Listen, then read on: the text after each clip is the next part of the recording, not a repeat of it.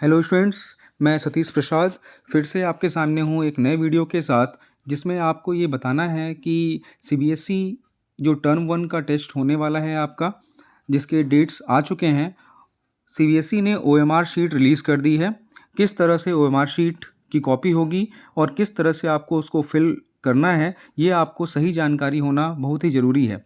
इसी के लिए मैंने ये वीडियो बनाया है और इसमें मैं आपको बताऊंगा कि किस तरह से आपको वो ओएमआर शीट दिखाई देगी और आपको किस तरह से उसमें जानकारी को सही भरना है। तो बहुत ध्यान से आप इस वीडियो को देखेंगे और ओएमआर शीट आपको दिखाई देगा, जिसमें कि एक एक चीज़ कैसे आपको भरनी है इसके बारे में बताया जाएगा। तो सबसे पहले हम देख लेते हैं कि हमारा जो सैम्पल ओएमआर शीट सीबीएसई ने जारी किया है वो कैसा दिखाई देता है और आपको किस तरह से उसको फिल करना है। तो आपके सामने ये ओएमआर शीट का सैम्पल आपके स्क्रीन पे दिखाई दे रहा है। ऊपर लिखा हुआ है central board of secondary education CBSE, और ये है ओएमआर शीट का फॉर्मेट, जिसमें कि कई सारी चीज़ें आपको दिखाई दे रही हैं। जैसे कि सामने आपको दिखाई दे रहा है रोल नंबर।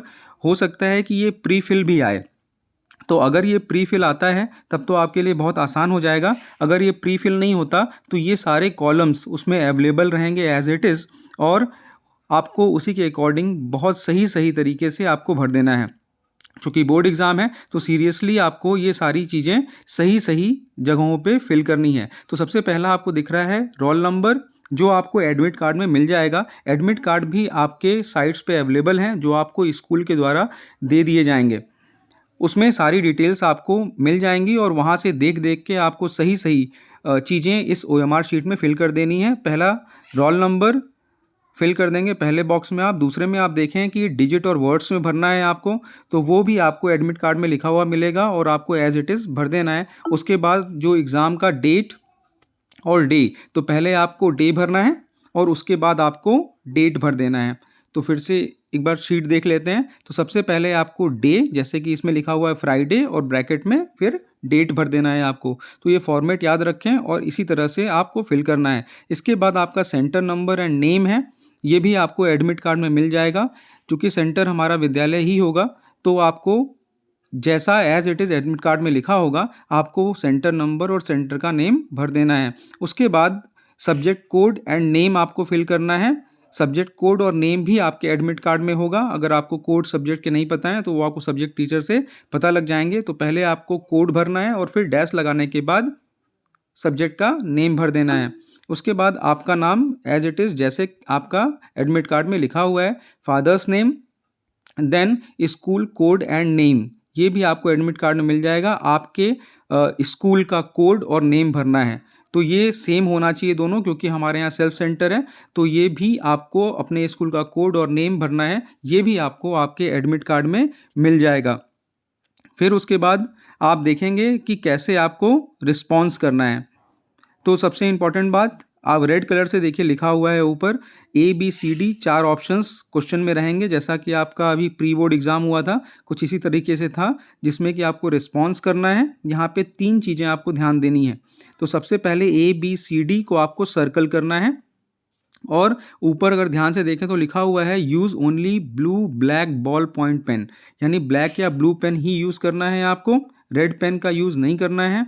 आपको फिल कर देना है ABCD में जो भी करेक्ट आंसर होगा। जैसे बी अगर आंसर है तो आपने बी फिल कर दिया। अब उसके बगल में आपको दिखाई दे रहा है एक स्टार और दूसरा हैश।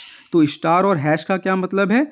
स्टार में देखिए बॉक्स बने हुए हैं और हैश में फिर से 1 2 3 4 लिखा हुआ है। तो स्टार के नीचे जो बॉक्स बने हुए हैं, नीचे देखिए लिखा है राइट करेक्ट ऑप्शन। तो यहाँ पर अगर पहले का आंसर बी है तो आपको बी को गोला कर देना है और उसके बाद स्टार के नीचे वाले बॉक्स में आपको बी लिख देना है, यानी जो सही ऑप्शन है वो आपको लिख देना है। और इसी तरीके से मान लो क्वेश्चन नंबर 2 अटेम्प्ट किया आपने और उसका आंसर सी है, तो आपको सी को गोला करना है और बॉक्स में सी लिख देना है। तो इस तरीके से आप आगे बढ़ेंगे। मान लेते हैं 6 क्वेश्चन का आंसर ए है, तो आपको ए को गोला करना है और बॉक्स में ए लिख देना है, यानी सही ऑप्शन को गोला करना है और उस ऑप्शन को बॉक्स के नीचे लिख देना है। अब जो हैश साइन आपको दिखाई दे रहा है वहाँ क्या करना है, तो वो देखिए नीचे लिखा हुआ है darken circle if question not attempted. तो आपको तब गोला करना है ये जब आपने उस क्वेश्चन को अटेम्प्ट नहीं किया है। तो मान लेते हैं कि आपने 7th क्वेश्चन को अटेम्प्ट नहीं किया, तो आपको क्या करना है, ए बी सी डी को कुछ गोला नहीं करना है, बॉक्स में कुछ नहीं भरना है, बस 7 को गोला कर देना है। इसका मतलब है कि आपने 7th क्वेश्चन अटेम्प्ट नहीं किया है।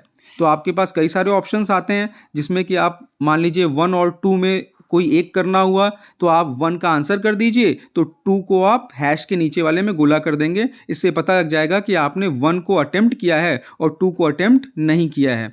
तो जो हैश के नीचे 1 2 3 4 लिखा हुआ है वो आपको गोला करना है जो क्वेश्चन आपने अटेम्प्ट नहीं किया है। तो ध्यान रखेंगे, रिस्पॉन्स में आपको सही ऑप्शन को गोला करना है, बॉक्स के नीचे ए बी सी डी में से जो भी सही ऑप्शन है उसको लिख देना है, और हैश के नीचे वाले गोले को तभी गोला करना है जब आपने उस क्वेश्चन को अटेम्प्ट नहीं किया है। उसके बाद नीचे वाले बॉक्स में देखें, लिखा हुआ है I confirm that all particulars given above are correct. तो ये सेम लाइन आपको इस बॉक्स में लिख देना है। ध्यान से सुन लें, ये सेम लाइन आपको इस बॉक्स में लिख देना है, और उसके बाद यहाँ पे कैंडिडेट सिग्नेचर इन रनिंग हैंड है। तो जैसा आपने एडमिट कार्ड में साइन किया है सेम वैसा ही साइन आप यहाँ पर कर देंगे। तो ये सेम सेंटेंस आपको इस बॉक्स में लिखना है और आपको अपना साइन कर देना है, और इसके बाद टोटल करेक्ट आंसर्स आपको यहाँ पे लिखने हैं, ठीक है। और उसके नीचे देखो इन्वेटर का साइन होना है और उनका कुछ नंबर होगा, तो वो आपको खाली वो तो इन्वेटर जो आपके रूम में रहेंगे वो कर देंगे। तो ये आपको ध्यान रखना है, ऑप्शंस को बहुत ध्यान से गोला करना है आपको, और सही ऑप्शन को आपको बॉक्स में लिख देना है। जो बॉक्स में आप लिखेंगे वही गोला आपका सही माना जाएगा, ठीक है। मान लो आपने गोला गलत कर दिया तो आप उसको क्रॉस करके जो सही गोला है उसको आप डार्कन कर दीजिएगा, और बॉक्स में सही वाला ऑप्शन को आपको लिख देना है।